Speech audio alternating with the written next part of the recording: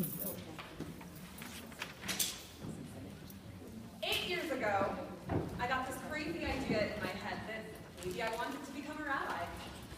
I knew that if I went to rabbinical school, I would have to study Talmud. The only problem was, I had only seen the Talmud on bookshelves at my synagogue. I had never actually opened it up and studied it. And so that summer, I went to Jerusalem to spend 3 weeks at the conservative yeshiva, and I fell in love. All of a sudden, this whole world was opened up to me, a world where technical, seemingly impersonal legal debates were actually deep conversations about values and how we live out these values in the real world. A world in which intellectual engagement in Judaism allowed me to bring my whole self into my religious life. The Torah study I engaged in during that summer, and then the year that I spent at the conservative yeshiva, and then the 4.5 years that I've spent here at JTS have changed my life. And I wondered, if I hadn't gone to the conservative yeshiva that summer, if I hadn't had the teachers and the chavetot that I've been blessed with, would I have even known what I was missing out on?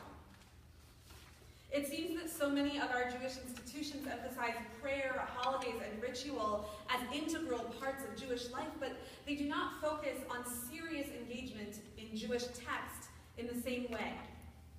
I could have easily gone through my whole life never even knowing the meaning and joy that Talmud Torah brings me.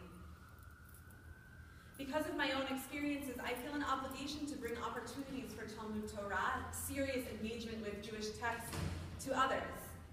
I spend a lot of time thinking about how to cultivate communities of Talmud Torah and how to nurture students of Talmud Torah. And that's what I want to explore with all of you today. 2 questions. How do we cultivate communities and attitudes of Torah, and why? Because this isn't really about me and my story. This is about us as future and current leaders of the Jewish community. This is about how we bring our learning outside of these walls, and perhaps more importantly, this is about why we bother engaging in Talmud Torah in the first place. As Rabbi Sid Schwartz says, it's the why questions that people are hungry for, and it is the why questions that we need to attempt to answer in order for Judaism to be compelling. So in order to cultivate communities of Talmud Torah, we have to have a compelling answer to the question, why study Torah? In order to explore answers to these 2 questions, I want to turn to a text that offers us some wisdom about how to make Talmud Torah accessible to others and why that is a worthwhile endeavor. On your source sheets, which you should have grabbed on your way in, if not on the music stands at either entrance, on these sheets you'll find a selection from chapter 6 of Avot de Rabbi Natan, which tells one version of the story of Rabbi Akiva's life. And as we read through this text together, I want to ask you to keep 2 questions in your mind. They're written at the top of the page in case you don't remember. What does this say about the process of learning Torah? And what attributes does Akiva have as a student? I hope that you'll join in with me, that this will be an interactive experience for all of us as we explore these 2 questions through the lens of this text. So with that in mind, we're going to turn to scene 1. What was the beginning of Rabbi Akiva? Amru, ben arba'im shana haya velo shana klum. They say that he was 40 years old, but he had not learned anything. These opening 2 sentences have a brilliant play on this word shana, which means both year and learning. So on the surface, we're saying what the translation has in front of you. He was 40 years old, he hadn't learned. But it's also, in a way, saying he was 40 years old, but those years almost didn't count as years because he had not begun to study Torah. Back in the text. Once, he was standing at the opening of a well. He said, "Who carved this rock?" They said to him, "The water that constantly falls on it every day." They said to Akiva, "Haven't you ever read the verse, water carves stones?" Immediately, Rabbi Akiva made a kal v'chomer, an a fortiori argument for himself. Just as the soft can carve the hard, words of Torah that are Divrei Torah shekashin kevarzel. How much the more so that they can carve my heart, which is flesh and blood. Immediately, he returned to learn Torah.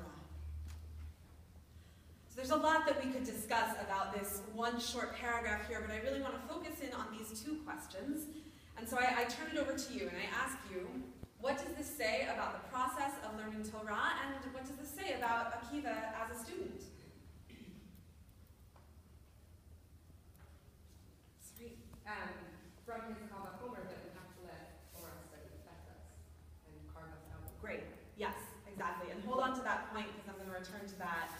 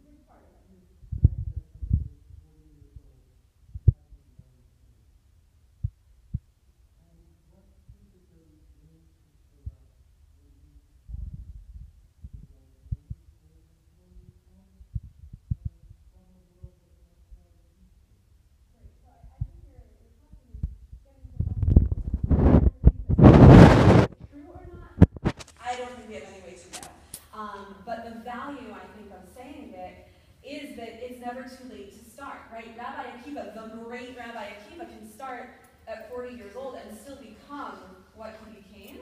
And I do think that that is true. I do think that that at least has the possibility of being true. Maybe not that we'll become the next Rabbi Akivas, but that you can still learn and teach so much, even by starting at a late age.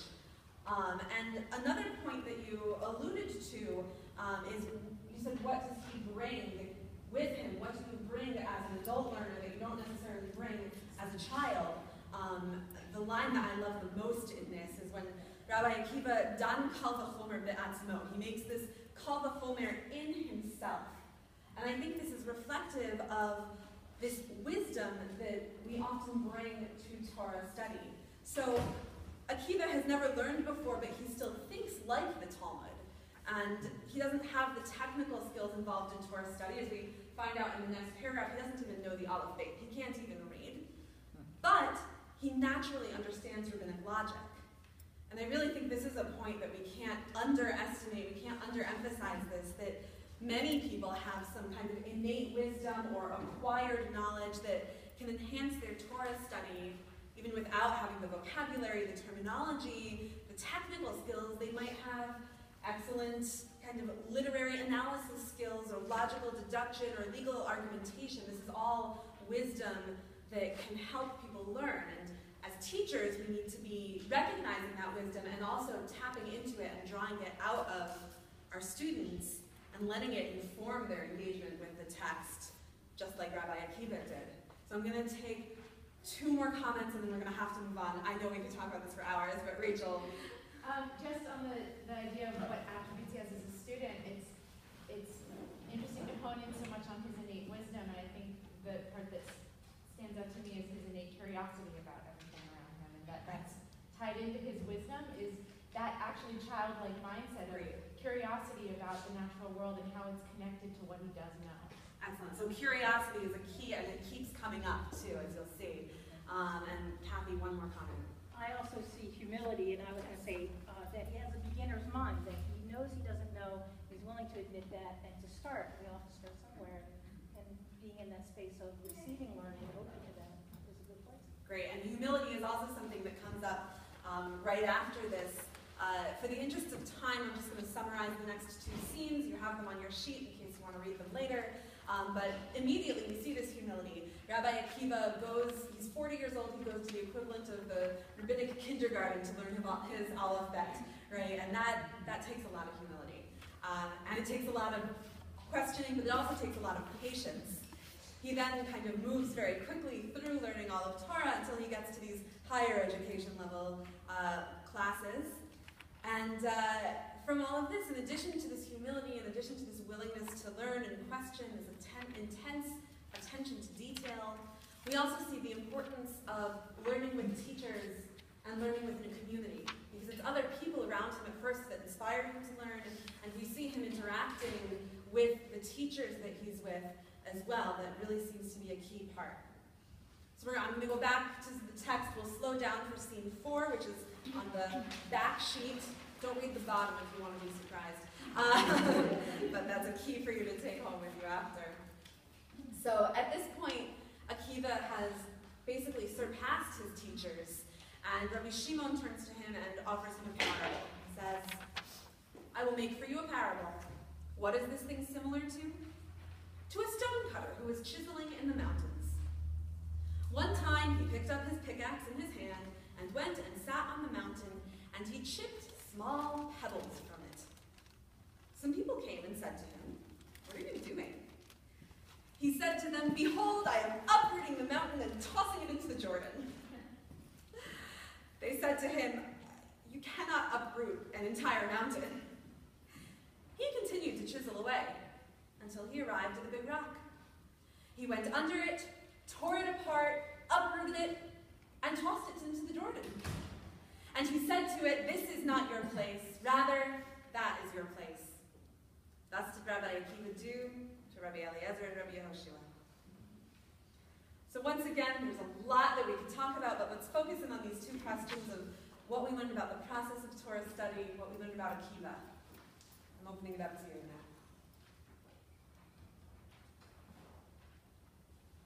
Anything jump out that we haven't touched upon already? He's evidently not afraid to challenge the people who were his teachers. Great. Not afraid to challenge and also not afraid to keep going. There's a lot of persistence, perseverance here. Jonah. You say there's more than one way to carve the stone. Beautiful. You don't need just the droplets of water going down onto that rock. Right. But I can also take my own tools and find new ways of cutting it. Excellent, excellent. Right, this theme of carving that keeps showing up and how that can happen. Great. Anything else?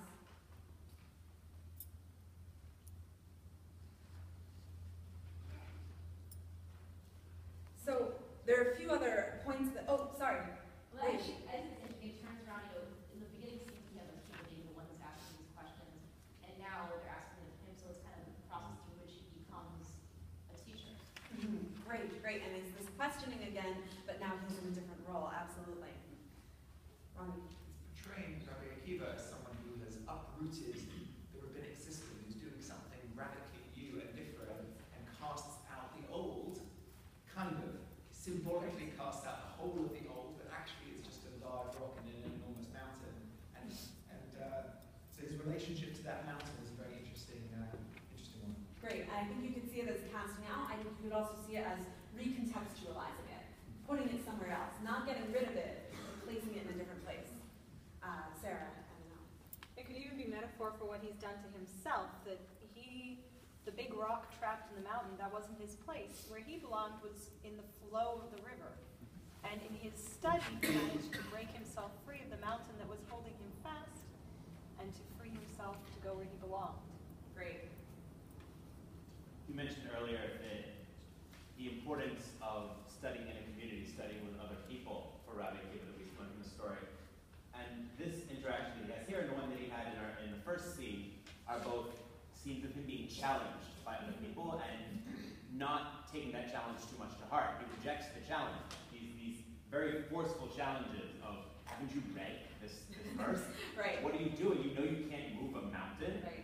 And he has the self-confidence and the sense of self-worth that he knows what he can and can't do and isn't only swayed by the people he's around.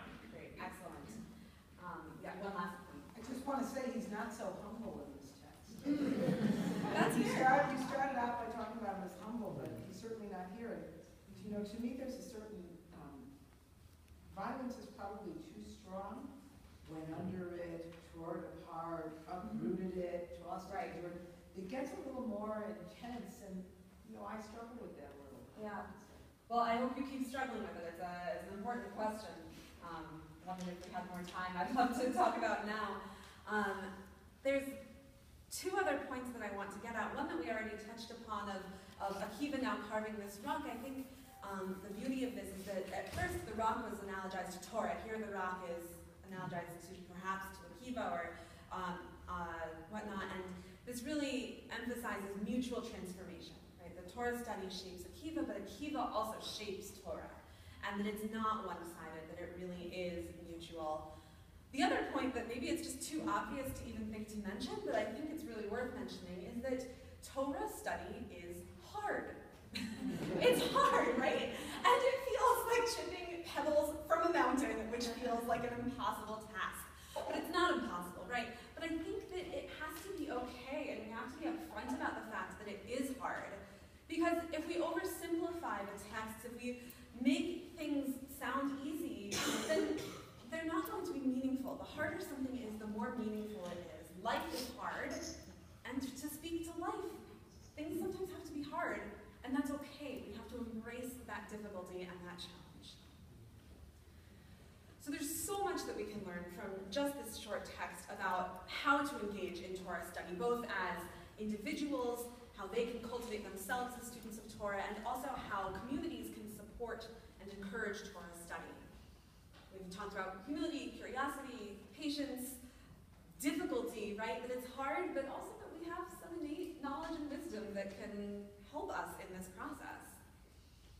All of these things offer answers, or at least insight into the question of how we cultivate communities of learning.